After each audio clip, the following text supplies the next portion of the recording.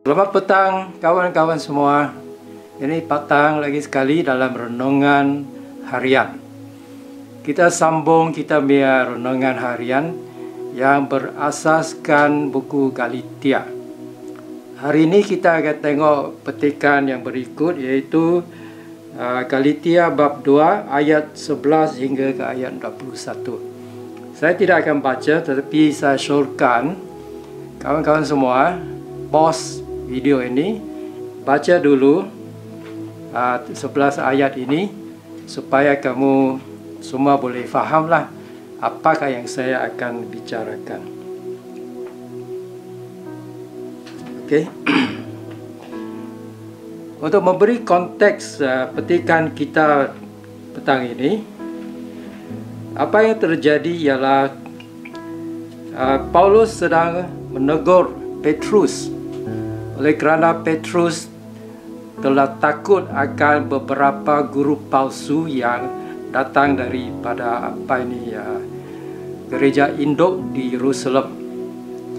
Guru-guru palsu ini memang mengajar bahawa untuk keselamatan seseorang bukan saja perlu percaya akan Yesus Kristus, tetapi juga mesti mematuhi hukum Taurat. Jadi ini memang surat tak betul lah. Jadi dulu selepas berjumpa dengan Cornelius, kita boleh baca di Kisah Para Rasul bab 10 dan 11. Selepas dia berjumpa dengan Cornelius, dia dapati bahawa Roh Kudus diberi kepada orang asing juga. Dia tidak keberatan untuk bergaul dengan orang asing. Tetapi apabila guru palsu ini datang, Petrus sudah jadi takut dan tidak lagi bergaul dengan orang asing. Jadi Paulus menegur dia kerana kemunafikannya telah diikuti oleh Barnabas dan Kristian yang lain.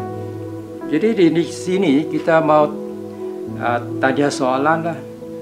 Mengapa selepas diselamatkan oleh iman, kita jangan kembali untuk kerjakan keselamatan dengan mematuhi hukum Taurat? Dan dia punya jawapan terang-terang. Paulus kata di sini, saya baca dari ayat 15 dan 16. Ayat 15. Kita memang asal orang Yahudi, bukan orang berdosa daripada bangsa asing. Tetapi kita mengetahui bahawa seseorang itu diperbenar bukanlah kerana mengerjakan hukum Taurat, tetapi kerana beriman akan Kristus Yesus. Jadi adakah ini benar di seluruh Alkitab, di Perjanjian Lama juga? Dan jawapannya ialah memang benar.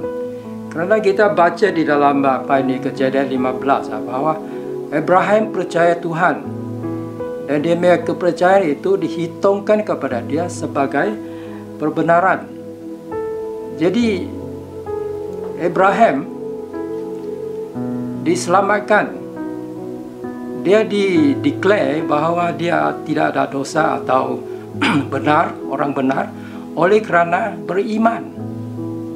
Dan lagi pun di dalam Perjanjian Lama seperti di Yesaya, dia kata oleh kerana kita sudah memang mempunyai tabi yang berdosa, kita punya kerja yang paling baik sekali pun macam kain yang cemar. Dan lagi pun, mengapa kita tak boleh selamatkan kita dengan mengerjakan hukum Taurat? Dalam Ezekiel 18, the soul that sinners, jiwa atau roh yang berdosa itu akan mati. Jadi tak bolehlah jiwa yang sudah mati itu macam mana boleh kerjakan keselamatan dengan perbuatan yang baik. Memang di dalam Alkitab tidak ada ajaran macam itu. Memang di dalam agama yang lain adalah kita buat dosa, kalau kita buat baik dan kita punya kerja baik itu melebihi kita punya dosa, kita ada chance pergi syurga. Tapi dalam Alkitab memang tidak ada ajaran macam itu. Di dalam Perjanjian Lama, di dalam Perjanjian Baru, kita diselamatkan oleh iman di dalam Yesus Kristus. Hukum-hukum Taurat di dalam imamat juga dia mengatakan bahawa nanti satu hari akan datanglah anak domba yang mati untuk dosa. Di dalam imamat, orang punya dosa boleh dibersihkan kalau dia sembelih anak domba. Tapi ini ialah nubuat mengenai akhirnya akan datang satu orang yang digelarkan anak domba Allah yang akan mati untuk dosa dunia. Dan orang itu tentulah kita sudah tahulah ialah Mesias Israel, yaitu Yesus Kristus. Jadi memang tidak ada ajaran di dalam seluruh Alkitab bahawa kita boleh diselamatkan oleh mengerjakan hukum Taurat. Jadi ini timbul satu soalan lagi. Kalau kita tidak boleh diselamatkan dengan mengerjakan hukum Taurat, apakah tujuan hukum Taurat itu diberi kepada Israel? Dan di dalam petikan ini kita ada satu jawapan. Ada banyak sebab mengapa hukum Taurat diberi kepada Israel. Tetapi di sini kita baca di dalam ayat 19, Galatia 2:19. Paulus berkata, melalui hukum Taurat aku telah mati kepada hukum itu untuk hidup kepada Allah. Nampak itu? Melalui hukum Taurat dia telah mati. Apa maksudnya? Paulus yang maksud ialah oleh kerana Israel diberi hukum Taurat, mereka tahulah apakah itu dosa. Dosa didefinisikan oleh hukum Taurat. Paulus kata kalau tidak ada hukum Taurat tidak ada dosa. Sebenarnya ada, tetapi tidak ada definisi. Jadi apa yang berlaku ialah hukum Taurat ini boleh buat satu perkara yang Paulus terangkan di dalam Roma 7, yaitu hukum Taurat boleh naikkan keinginan untuk berdosa. Jadi apa yang Paulus dapati ialah perkara yang baik yang dia mau buat, dia tidak boleh buat. Dan apa yang dia buat ialah dosa yang dia tak mau buat, itulah yang dia buat.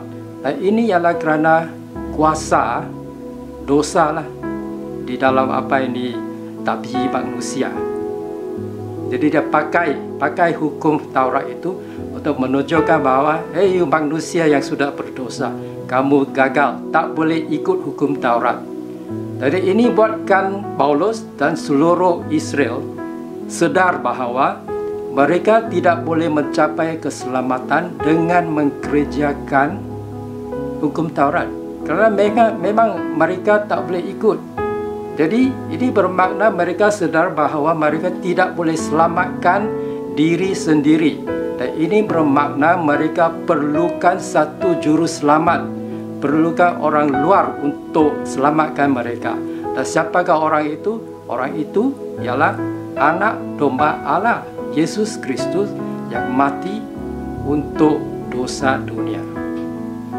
Jadi ini bermakna memang macam itulah.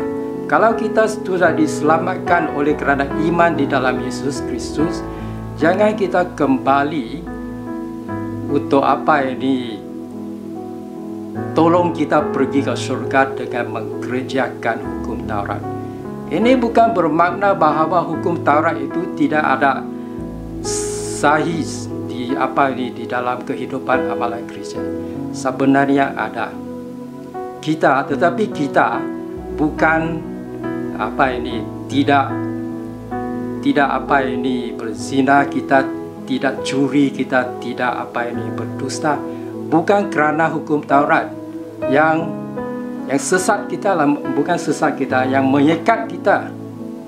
Macam satu macam polis lah yang jaga kita supaya kamu jangan Tapi hari ini, oleh kerana iman di dalam Yesus Kristus, kita hidup suci, kita tidak berdusta, kita tidak berzina, kita tidak mencuri. Bukan kerana ada disekat oleh hukum Taurat dan kita ikut kerana takut atau kerana ganjaran. Tetapi kita ikut oleh kerana Yesus Kristus sendiri hidup di dalam kita. Ini di dalam ayat 20, Paulus kata, "Aku telah disalib bersama Kristus. Bukanlah aku lagi yang hidup, tetapi Kristus yang hidup di dalam aku." Kita hidup suci, tidak berzina, tidak mencuri. Bukan kerana ada hukum Taurat, tetapi oleh kerana Yesus Kristus hidup di dalam kita. Dan kita memotivasi untuk hidup suci, bukan kerana takut atau untuk ganjaran, tetapi memang itu tabiat yang baru kita. Kerana Yesus Kristus hidup di dalam kita. Jadi kawan-kawan sekalian, pagi ini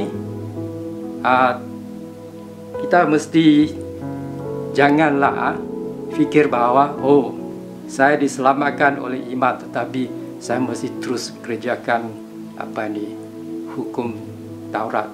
Ya, memang kita ikut, tetapi bukan kerana takut atau ganjaran. Buatkan kita lebih layak pergi ke syurga. Bukan macam itu. Kita hidup suci oleh kerana Kristus hidup di dalam diri kita dan kita dimotivasikan oleh kasih terhadap Allah dan sesama manusia. Tuhan berkati.